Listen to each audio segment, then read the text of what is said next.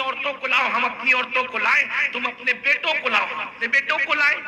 دیکھو کسی کی کمی نہیں تھی، نبی کے دور کا ہر مومن شان والا ہے، لیکن اسلام کی حقانیت کے لیے ڈیلی اس طرح کی ویڈیو پانے کے لیے آپ کا اپنا پرنبی نیٹ ورک کو ضرور سبسکرائب کریں اور بیل آئیکن گھنٹی دبانا نہ بھولیں تاکہ آپ کو پہلے نوٹیفیکیشن ملتے رہے۔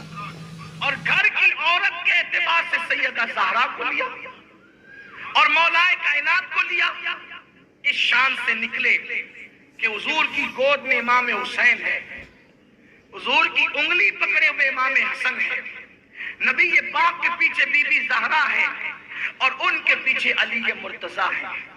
گویا پنجتن پاک اللہ کے دین کی تائید کے لیے چلے، بی بی زہرا پردے میں ہے، حسنین کریمین حضور کے ساتھ ہیں۔ ممکن ہے اگر حسنین کریمین بی بی زہرا کی گود میں ہوتے یا مولا علی کی گود میں ہوتے، کل کوئی بدبخت خارجی پلٹ کر کہہ دیتا جہاں ماں جاتی ہے وہاں بچے بھی جاتے ہیں، لیکن حضور نے اپنی گود میں لے کر کے کہا ماں کی وجہ سے نہیں جا رہے، خدا کے انتخاب کی وجہ سے جا رہے۔ ابنانا، بیٹوں کو لاؤ، بیٹے لے کر کے چلا ہوں، اور بیٹوں کی حیثیت سے کس کو؟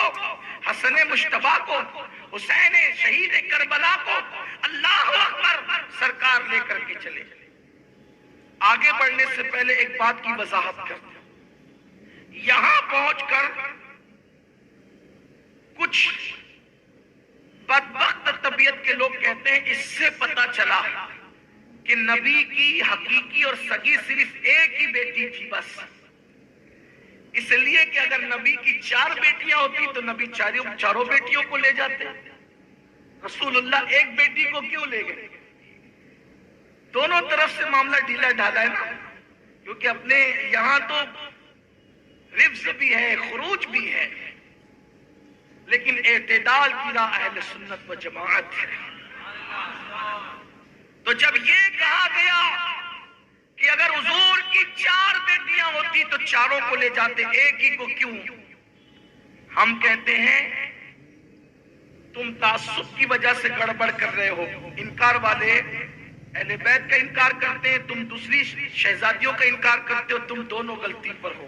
دیکھو حضور کی 4 بیٹیاں حقیقی اور سگی تھی، ام کلثوم، زینب، رقیہ، یہ تینوں شہزادیاں حضور کی، اور بی بی زہرا بھی۔ حضور نے ان کو کیوں ساتھ نہیں لیا جب جا رہے تھے مباہلے کے لیے؟ تو چونکہ یہ واقعہ مباہلے کا 10 ہجری کا ہے۔ کب کا ہے؟ 10 ہجری کا، اور 9 ہجری تک حضور کی تینوں بیٹیاں پردہ فرما گئی تھی۔ تو جب تینوں بیٹیاں حضور کی پردہ فرما گئی تھی تو حیات ہی نہیں تھی۔ واقعہ 10 ہجری کا ہے، لے جانے کا کیسے لے جاتے؟ وہ تو قبروں میں آرام فرما رہی ہیں، حیات میں صرف بی بی زہرا ہے، تو اب حضور جو حیات تھی ان کو لے کر کے گئے۔ رہی بات حضور کی 4 بیٹیاں تھیں، اس کا ثبوت ہم قرآن سے دے سکتے ہیں۔ کیوں؟ دیکھو قرآن مقدس میں اللہ ارشاد فرماتا ہے یا ایھا النبی قل لازواجک وبناتک ونساء المؤمنین، اے محبوب اپنی بیویوں کو اور اپنی بیٹیوں کو اور مومن عورتوں کو حکم دیجیے۔ تو قرآن نے بیویوں کے بعد کیا کہا؟ بنتی نہیں کہا کہ آپ کی بیٹی کو حکم دیجیے، یا بنتی کا نہیں کہا کہ آپ کی بیٹی کو حکم دیجیے، کیا کہا؟ وہ بناتی کا۔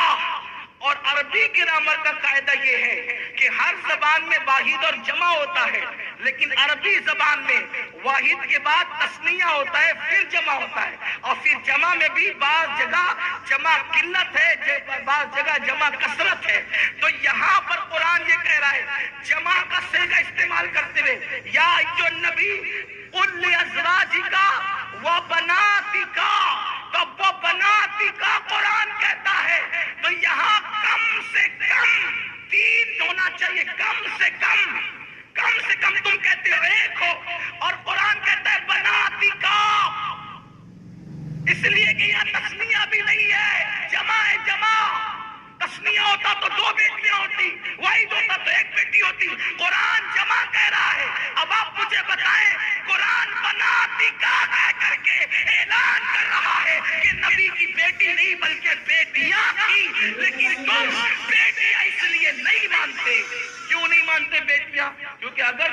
بیٹیاں مان لو گے تو پھر آپ کو عثمان غنی کو داماد ماننا پڑے گا.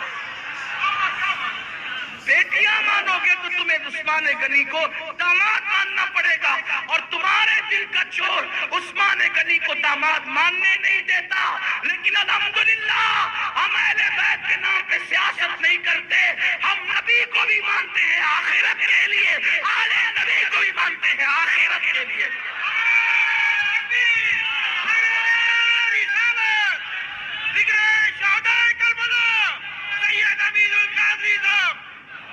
اور یہ بھی آپ کو بتاؤں کہ جو ظلم تم نے نبی کی 3 بیٹیوں کے ساتھ کیا ہے, وہی ظلم تم نے سیدہ ام کلثوم امام حسین کی بہن کے ساتھ بھی کیا ہے. کوفہ کے بازار میں سیدہ زینب کو بے پردہ گھمایا گیا. تم صرف زینب کرتے ہو, ام کلثوم کیوں نہیں کہتے؟